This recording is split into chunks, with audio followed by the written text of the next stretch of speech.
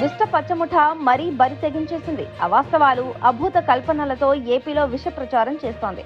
ఇటీవల వైఎస్ షర్మిల వద్దకు బాబాయ్ వైవి సుబ్బారెడ్డి వెళ్లారని, రాజ్య ప్రయత్నాలు చేశారని ఒక నికృష్ట కథనాన్ని వల్లెవేసింది. అసలు నిజం ఇప్పుడు వైవి సుబ్బారెడ్డి బయట పెట్టేసరికి చంద్రబాబు, రాధాకృష్ణ, రామోజీల చండాలపు రాజకీయం బయటపడినట్టయింది. అమెరికా నుంచి ఇటీవలే వైవి సుబ్బారెడ్డి హైదరాబాద్ వచ్చారు. బంధువులతో కలిసి ఆయన అమెరికా వెళ్లారు. హైదరాబాద్ లో దిగ్గానే విజయమ్మను వారంతా కలుస్తామంటే ఆయన వెళ్లి కలిశారు. కుటుంబ విషయాలు మాట్లాడుకొని ఆహ్లాదంగా గడిపారు.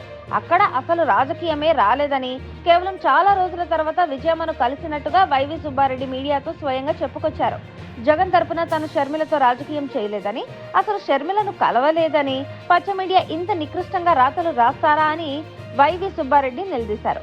కుటుంబ సభ్యులను కూడా బజారుకు ఇచ్చే రాతలు రాస్తున్నారని, ఇంతటి నీచాతి నీచమైన పరిస్థితి ఈ పచ్చ మీడియా ద్వారా రావడం చాలా బాధాకరమని వైవి ఆవేదన వ్యక్తం చేశారు.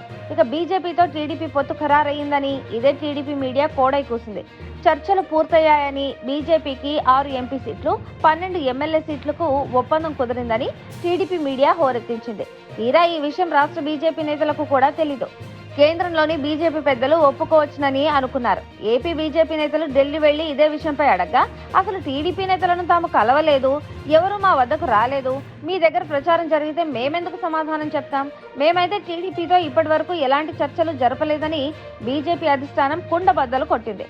దీంతో ఇక్కడ టీడీపీ మీడియా ఎంతలా ఇటు బీజేపీని, అటు వైసీపీపై దుష్ప్రచారం చేస్తుందో బయటపడింది. ఈ మేరకు ఆ వీడియో వైరల్ అవుతోంది. సీఎం జగన్ గారి ద్వారా మీరు షర్మిల గారికి మధ్యవర్తిత్వం చేస్తున్నారని ప్రచారం జరుగుతుంది. ఎంతవరకు ఎవరి ద్వారా ఏ మధ్యత్వం జరిపే పని మేము చేయట్లేదు. నేను మొన్న ఆదివారం దాదాపు నెల రోజుల తర్వాత విజయమ్మ గారిని అమెరికా పోయి వచ్చినాక విజయమ్మ గారిని కలవటానికి వెళ్ళి కలిసాను. మేము కుటుంబ విషయాలు మాట్లాడుకొని మళ్ళీ 6 గంటలు బయటకు వచ్చేసి వచ్చాను.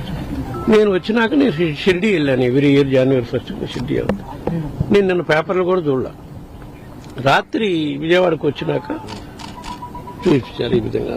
ఇంకా దీని పరాకాష్ట కుటుంబ సభ్యులను కూడా బజార్కిచ్చే కార్యక్రమం చేస్తున్నారు. ఇంత నీచమైన పరిస్థితి ఈరోజు ఆంధ్రప్రదేశ్లో ఈ మీడియా, ఇందాక నేను చెప్పిన మీడియా వాళ్ళ ద్వారా వచ్చిందనే దానికి చాలా బాధాకరం.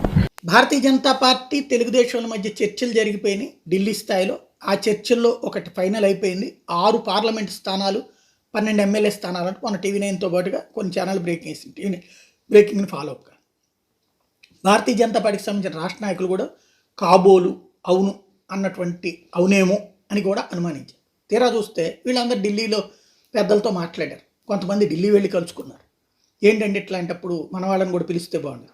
అసలు ఎవడొచ్చాడయా మా దగ్గరికి, ఎవరిని కలిసామయ్యా మేము, ఇదంతా మీ దగ్గర ప్రచారం జరిగితే దానికి మేమేట సమాధానం చెప్తాం.